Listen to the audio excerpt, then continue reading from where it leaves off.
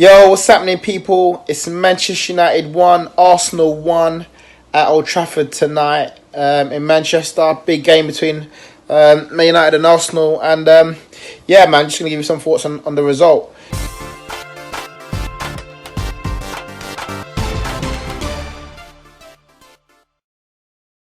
Listen, at the end of the day, I'm disappointed with with the performance and the result. Really, been saying to people today, this week, that genuinely this is the worst Manchester United side I've ever seen in my lifetime. I don't think they are good as a team. I think there's a lack of quality going forward, and I felt like this is probably our best chance to beat Man United. I probably thought last year was probably our best chance to beat Man United away from home, and again this year the same thing. So, as a whole, if I'm looking at it from start to finish, I'm disappointed with the result, and I just feel like it's easy for me to say that it's the worst Man United side, but we weren't great today. We didn't look like we wanted to go out and get a result today, and at one stage it looked like we could even have lost this game. So yeah, man, overall first thoughts just disappointed with the result. But listen, let's get right into it. I've got a few things to talk about for today's game. There was a lack of quality, but if we get straight into the first goal for Man United, McTominay, good finish and a good performance from McTominay. I thought he done quite well for Man United today.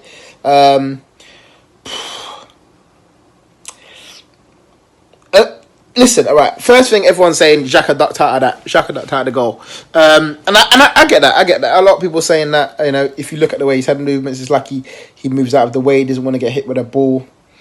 I have a bit of sympathy for him, and people will say I always have a lot of sympathy for Xhaka. I don't. When he's reckless, like against Spurs, he's reckless. I was fuming at him. Brighton again, fuming. But today, I don't think I'll blame him for that. There's a lot more you could blame him for. People for in today's game. I don't think that was one you're gonna go nitpick and say no, you didn't get stuck in there, you ducked out of it. No, I disagree with that. The ball's coming fast and it hits off Socrates on the way in, and I think that slight deflection makes it look like he's coming out the way, because I feel like he's coming down towards the ball, or he's going towards the ball, and it changes and he can't get his head out. I don't think maybe he didn't do enough to try and get his body in the way, but I don't think he's trying to get his body. Yeah, I just don't think he ducked out of it per se. I think it's hard to try and get your head onto that, especially when your hands are behind your back. I don't like hands behind your back, but as we'll come to in a bit, man, in this day and age of VAR, you can't even let that ball hit your hand at any point in the box. It's dangerous.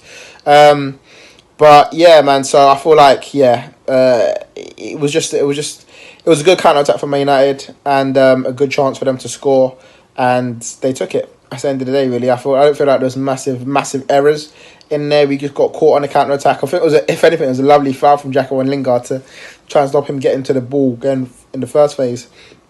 Deflection. I won't even blame Leno. It was deflected in. You can see that it wasn't massive, but it was enough to divert in the top bins. I actually thought Leno had a good game today. To be fair, done everything he needed to. I think there was a shot earlier on in that first half. He made a good save too as well, just before that goal.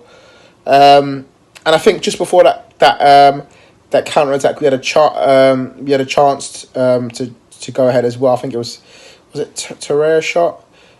Someone had a chance before, and I thought that we went close, and then literally counter attack, and we conceded. And right on the edge of half time, I would have loved to go in half time at 0-0, because then it just gives you the impetus to try and go ahead in the second half. The one thing I'd say about the team is, and been saying before, is that a lack of squad depth just doesn't allow us to look like we're going to bring on a team that's going to be fighting to go forward in the second half. And I guess on that note, before we go into the second half performance, I want to start with Mesut Ozil. Emery said he wasn't in the squad today. He didn't make it clear why he wasn't in the squad today per se, but he definitely didn't want to say it was an injury. He said he wasn't in the squad. He basically said he chose his 11 and Emery and Ozil wasn't in the squad. And the way he said it was like he chose an 11 and then Ozil still didn't. She did, because Ozil didn't travel to Manchester. So did Ozil sulk? Was he annoyed that he's not starting again? Like, was he told beforehand? Or was Emery? Or maybe Emery just said, "I don't want you to come." But I look at that squad depth and that bench from Arsenal, and I just feel like someone like Ozil on the bench is an option. It's an option, and I feel like he's still one of our best players. I know people will say that doesn't have the same quality as he did. I get that. I don't think he is the same player that he did, but the man can still create chances, man. So I'll be interested to see whether this is Ozil sulking or is Emery making a decision. But either way, Ozil not in the squad today. He went with three in the middle: Torreira, Guendouzi, and Xhaka again. I know people are not annoyed at it, and I get it, and I personally do want to go with a 4-2-3-1. But obviously, Emery's trying to look. Everyone's saying last year we get run over by these big teams. You know, I know Man United aren't the big Man City, Liverpool, but people are saying that we give too many chances away, we concede too many goals against the big teams.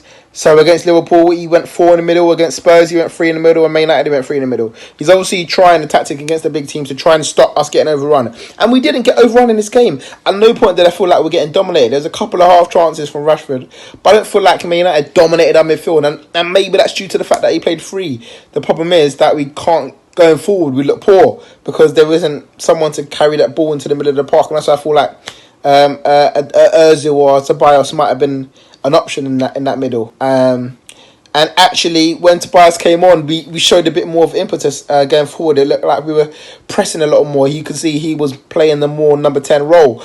It went to like a 4-2-3-1 because we knew that we didn't need to play 3 in the middle against Man United. I know they're a bigger team than some of the other teams in the league, but they're not the same Man City and Liverpool, where I can understand you trying to hold them up. But yeah, Tobias came on, and the boy Saka done his thing, man. He intercepted the ball, poor ball from Tuanzebe, and Saka read it brilliantly. Like you can see him actually if you kind of watch it back, his position. He leaves Ashley Young, and Ashley Young doesn't come with him, just in case there was a chance of an interception. Poor ball from Tuanzebe towards Lindelof. He intercepts it with a great first time ball into Aubameyang. And Aubameyang does what Aubameyang does. How many times am I going to say it, man? People are saying, he does nothing in the game. He's done nothing all game, but he's got a goal. That's what he's there to do. Keep doing your thing. Aubameyang is arguably playing the best football he's ever played for Arsenal, and barely having many touches. First half, he was causing a threat, running down the channels, and then he was in the right place at the right time, and Saka found him. And then it was actually a lovely finish to just dink it over David De Gea, Man United's goalkeeper, the highest paid goalkeeper in world football we're hearing now, and he just dinked it over him like he wasn't there. And of course, we're going to go to this VAR, and the flag was raised. The flag was raised, and maybe Ashley Young stopped a little bit. I don't think De Gea really stopped due to the flag. I think he tried to save it, and he just got outclassed by Aubameyang. But for me, of course the call was right.